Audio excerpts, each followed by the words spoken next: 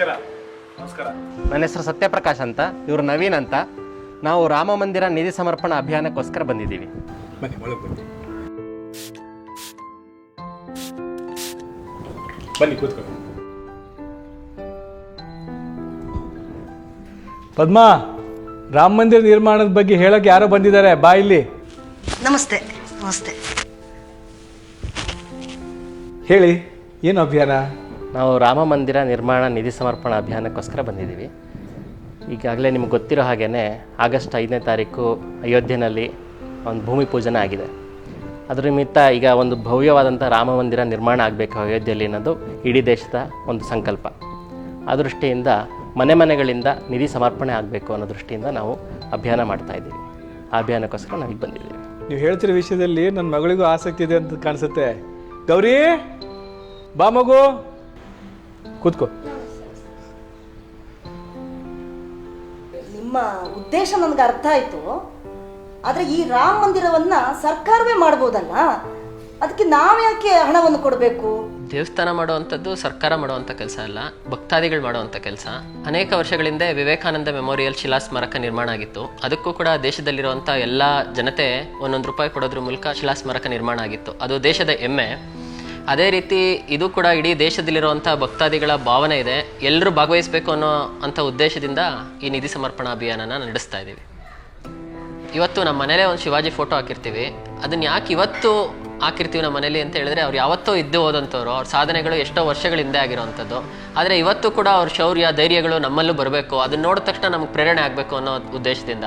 ಅದೇ ರೀತಿ ರಾಮನ ಆದರ್ಶಗಳು ನಮಗೆ ಸ್ಫೂರ್ತಿ ಆಗಬೇಕು, ರಾಮನ ಗುಣಗಳು ನಮ್ಮಲ್ಲಿ ಬರಬೇಕು. ಇವತ್ತು ಯಾರೋ ಒಬ್ಬ ಹೆಣ್ಮಗಳನ್ನ ಕೇಳಿದ್ರೆ ನನ್ನ ಗಂಡ ರಾಮನ ರೀತಿ ಇರಬೇಕು ಅಂತ ಹೇಳ್ತಾರೆ.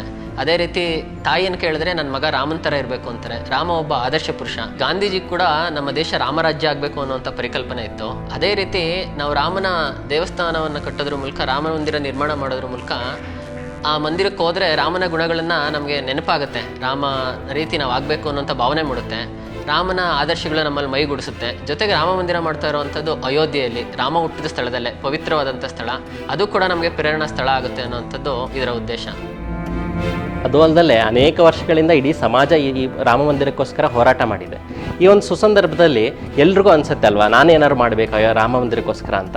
ಹಾಗಾಗಿ ಅವ್ರಿಗೊಂದು ಅವಕಾಶ ಕೊಡೋಣ ಅಂತ ಈ ಅಭಿಯಾನ. ಆದರೂ ಕೋವಿಡ್ ಗಲಾಟೆಯಲ್ಲಿ ಇದು ಬೇಕಿತ್ತಾ ಅಂತ ಅನಿಸ್ತಿದೆ. ನಿಮ್ಮ ಪ್ರಶ್ನೆ ಸರಿಯೇ ಇದೆ. ಕೋವಿಡ್ ಸಂದರ್ಭದಲ್ಲೂ ಕೂಡ ಅನೇಕ ಸೇವಾ ಚಟುವಟಿಕೆಗಳು ನಿರಂತರವಾಗಿ ಮಾಡ್ಕೊಂಡು ಬರ್ತಾನೆ ಇದೆ. ಉದಾಹರಣೆಗೆ ಲಾಕ್ಡೌನ್ ಸಂದರ್ಭದಲ್ಲಿ ಅನೇಕ ಜನಕ್ಕೆ ವಾಹನದ ವ್ಯವಸ್ಥೆ ಮಾಡಿಕೊಂಡು ಅವರ ಒಂದು ಕ್ಷೇತ್ರಕ್ಕೆ ತಲುಪಿಸುವಂಥದ್ದು ಇರಬಹುದು. ಅನೇಕ ಜನಕ್ಕೆ ಕೆಲಸವಿಲ್ಲದೆ ಇದ್ದಂಥ ಸಂದರ್ಭದಲ್ಲಿ ರೇಷನ್ ಕಿಟ್ಗಳು, ಸುಮಾರು 20 ಲಕ್ಷಕ್ಕೂ ಹೆಚ್ಚು ರೇಷನ್ ಕಿಟ್ಗಳನ್ನ ಇಡೀ ದೇಶಾದ್ಯಂತ ಕೊಟ್ಟಿದೆ. ಅದಲ್ಲದೆ ಸುಮಾರು 2,000ಕ್ಕೂ ಹೆಚ್ಚು ರಕ್ತದಾನ ಶಿಬಿರಗಳನ್ನ ಯೋಜನೆ ಮಾಡಿ, ಯಾವಾಗ ರಕ್ತವೇ ಕೊರತೆಯಾಗಿ ಆಸ್ಪತ್ರೆಗಳಲ್ಲಿ ಪೇಷಂಟ್ಸ್ ನರಳುವಂಥ ಸಂದರ್ಭದಲ್ಲಿ ಮತ್ತೆ ಯಾರೂ ಬಂದು ರಕ್ತದಾನ ಮಾಡೋಕ್ಕೆ ಹಿಂಜರಿಯುವಂಥ ಸಂದರ್ಭದಲ್ಲಿ ಕೂಡ ರಕ್ತದಾನ ಶಿಬಿರಗಳನ್ನ ಆಯೋಜನೆ ಮಾಡಿ ಸೇವಾ ಕಾರ್ಯಗಳನ್ನ ಮಾಡಿದೆ. ಅದಲ್ಲದೆ ಪ್ರಿವೆಂಟಿವ್ ಮೆಷರ್ಸ್ ಆಗಿ ಸ್ಯಾನಿಟೈಸರ್ ಕೊಡುವಂಥದ್ದು, ಮಾಸ್ಕ್ಗಳನ್ನ ಕೊಡುವಂಥದ್ದು, ಕಷಾಯಗಳನ್ನ ಕೊಡುವಂಥದ್ದು, ಇದಿಷ್ಟು ಮಾಡೋದಲ್ದಲೆ ಕರೋನಾ ಪೀಕ್ ಇದ್ದಂಥ ಸಂದರ್ಭದಲ್ಲೂ ಕೂಡ ಫೀವರ್ ಕ್ಲಿನಿಕ್ಗಳನ್ನ ಸ್ವಯಂ ಸೇವಕರು ಮ್ಯಾನೇಜ್ ಮಾಡಿದ್ದಾರೆ. ಅಲ್ಲಿ ಕ್ವಾರಂಟೈನ್ ವಾಚನ್ನು ಆ್ಯಪನ್ನು ಇನ್ಸ್ಟಾಲ್ ಮಾಡಿಕೊಂಡು ಮನೆಯಲ್ಲಿ ಕ್ವಾರಂಟೈನ್ ಆಗಿರೋದನ್ನು ಗಮನಿಸಿದ್ದಾರೆ. ಸೊ ಇದೆಷ್ಟೆಲ್ಲ ಕಾರ್ಯಗಳು ಕೂಡ ಅದೇ ಪ್ರಯಾರಿಟಿನಲ್ಲೇ ನಡ್ಕೊಂಡು ಬಂದಿದೆ. ಇನ್ನೂ ಕೂಡ ಅನೇಕ ಕರೋನಾ ಸಂಬಂಧಿತ ಸೇವಾ ಚಟುವಟಿಕೆಗಳು ನಡೀತಾನೆ ಬಂದಿದೆ. ಸಂಘಟನೆ ಕೇವಲ ಕರೋನಾ ಸಂದರ್ಭದಲ್ಲಿ ಅಷ್ಟೇ ಅಲ್ಲ, ದೇಶದಲ್ಲಿ ಯಾವುದೇ ರೀತಿಯ ಸಮಸ್ಯೆಗಳು ಬಂದಾಗಲೂ ಮುನ್ನೆಲೆಯಲ್ಲಿ ನಿಂತು ಕೆಲಸ ಮಾಡ್ತಾ ಇದೆ.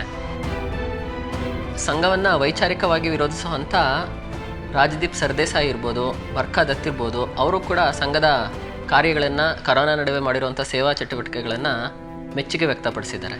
ಅಲ್ಲ, ದೇಶದಲ್ಲಿ ಇಷ್ಟೊಂದೆಲ್ಲ ಸಮಸ್ಯೆಗಳಿದೆ, ಫಸ್ಟ್ ಅದನ್ನೆಲ್ಲ ಸಾಲ್ವ್ ಮಾಡಬೇಕಲ್ವಾ ನಾವು?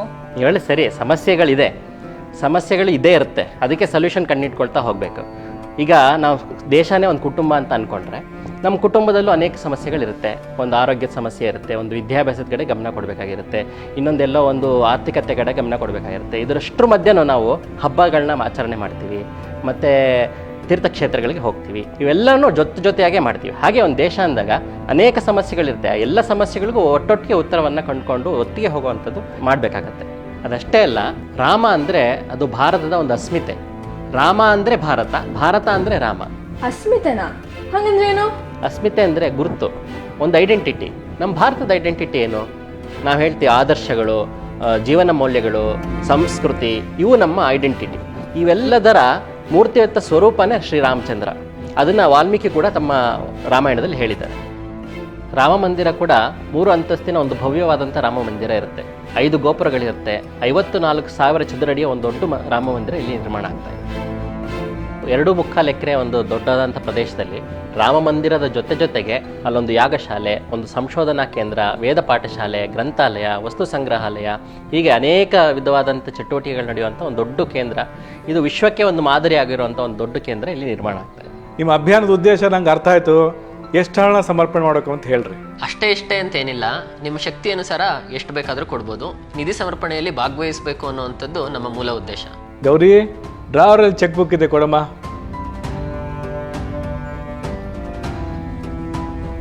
ರಾಮ ಮಂದಿರ ನಿರ್ಮಾಣಕ್ಕೆ ನಾನು ಹಣ ಸಮರ್ಪಣೆ ಮಾಡ್ತೀನಿ. ನಾನು ಮಾಡ್ತೀನಮ್ಮ. ಆಯ್ತು, ನೀವು ಕೊಡಿ.